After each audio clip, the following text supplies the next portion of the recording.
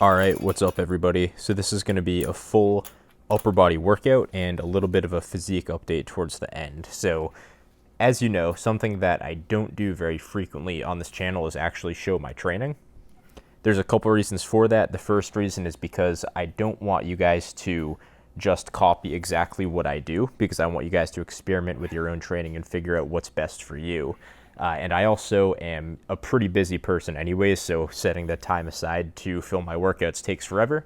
But with all that being said, I do want to start providing you guys a little bit more training footage, and I do want to do it a little bit more inconsistently. I don't want you guys to kind of fall into the same trap that I did, where I would just watch other people train on YouTube just because I liked working out, and I would just watch it all the time, and then I lost motivation to train myself because I was just watching other people train, and it kind of tricked myself into thinking that I was actually making progress. So with all that being said, let me dive into the workout a little bit. So as you can tell, we're starting off with some weighted dips. This is the first day on my new program that I've been creating and testing out for about a month at this point. I do like to try my programs out for a couple weeks before fully committing to it. In any of my clients, you guys will notice that too, where I do like to put the emphasis on a little bit of trial and error.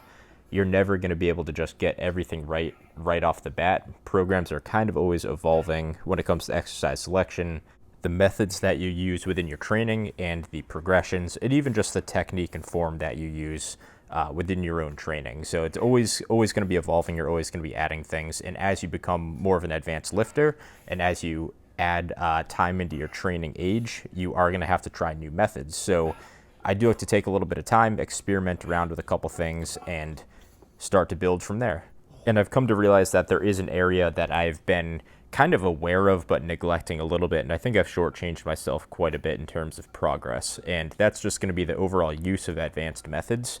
I'm not saying that I am at my peak, and I'm not saying that I'm even an advanced natural lifter by any means, but what I am saying is I'm far from my beginning point. I've already probably added, I don't even know how many pounds of muscle, but definitely quite a bit.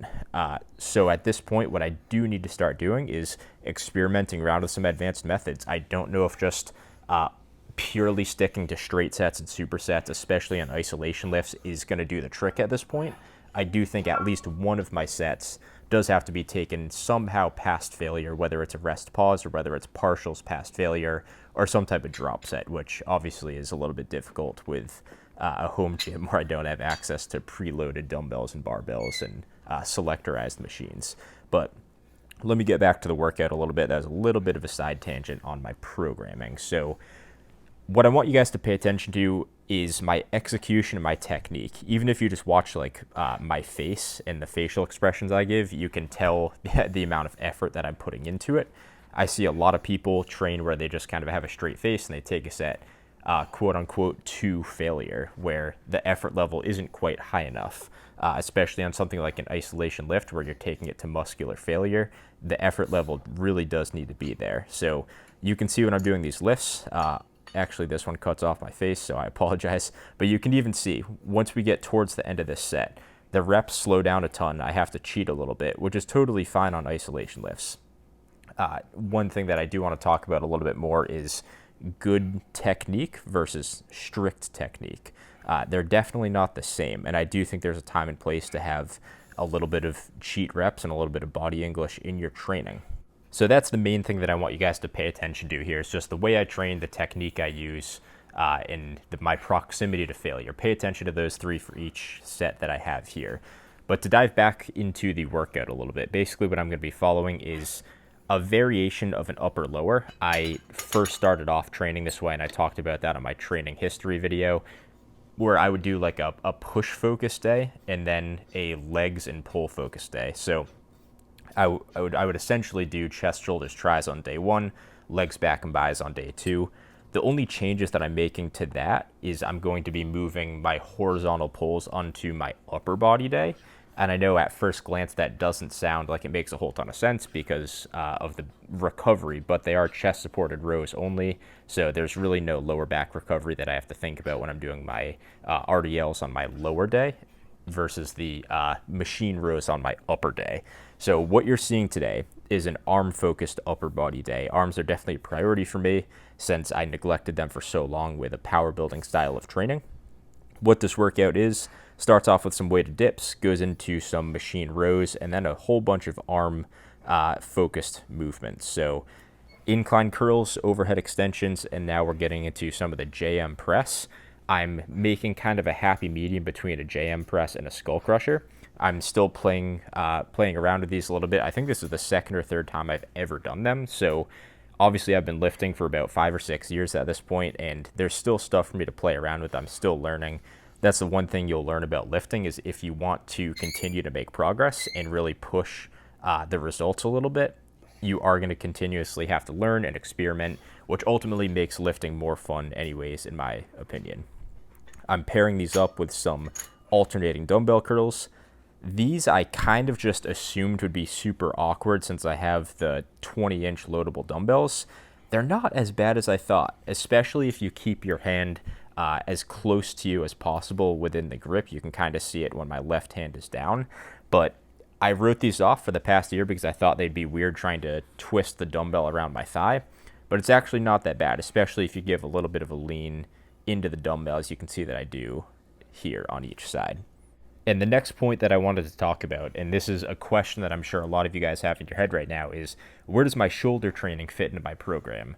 And the simple answer is that it doesn't. So shoulders used to be something that I trained all the time. I would do, for side and rear delts, I want to say at least like 30 or 40 sets a week. And I did that for a very, very, very long time. And this is one of those examples where I learned that isolation lifts are very valuable.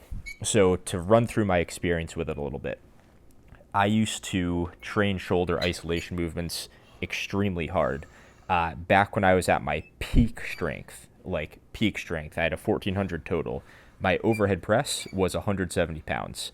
So clearly I didn't see much of a correlation between strength and size of my shoulders. What I did do, however, was a crazy amount of volume to failure, and a lot of it past failure, to very high stimulus and low fatigue shoulder isolation movements like lateral raise variations and a lot of band face pulls. And those are very easy to recover from. My technique was great, and I had no injury history whatsoever, and that blew my shoulders up.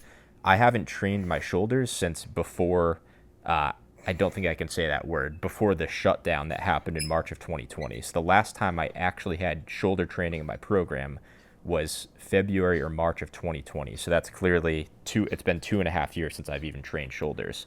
And to circle back to why I brought that up, it's because I haven't had to train my shoulders because I built them up so much, and I'm maintaining them through some compound movements like my presses and my pulls. That's another reason why I'm not a huge believer in a minimalistic approach where you just grow muscle through a compound lift.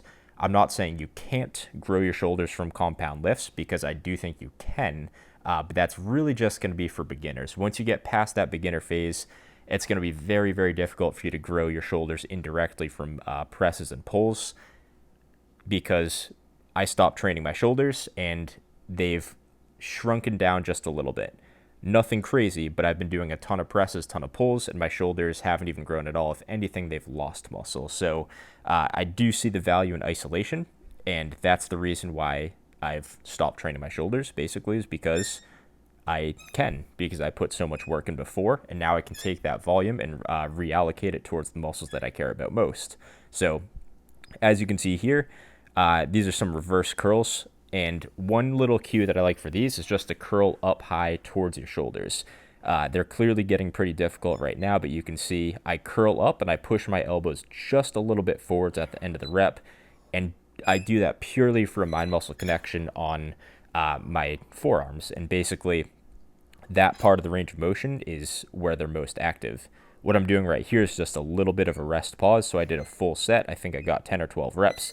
And then I was able to get about 3 more kind of sloppy reps just from a little 5 or 6 second rest. Just to finish it off, here is a physique update. nothing crazy here. It's just filmed on my crappy iPhone camera that's way overexposed. So I apologize for the poor quality, but this is where I'm at right now. This is with a little bit of everything with my programming for the past year, lots of experimenting, and I think I've fixed a couple issues. I think my shoulders have shrunken down just a little bit, chest has shrunk down just a little bit, but arms have come up a ton, lats have come up a ton, as you can see here, and the forearms have finally been starting to grow in. So overall, I'm happy with where I'm at. For reference, I'm about 5'9/5'10". I'm not entirely sure and don't really care. I'm about 195, and I'm probably about maybe 20% body fat in this. I have a really odd body fat distribution, but yeah, with that being said, that's it for the video. It just cut off, so I'm going to leave it at that. Thanks for watching. Let me know if you have any questions.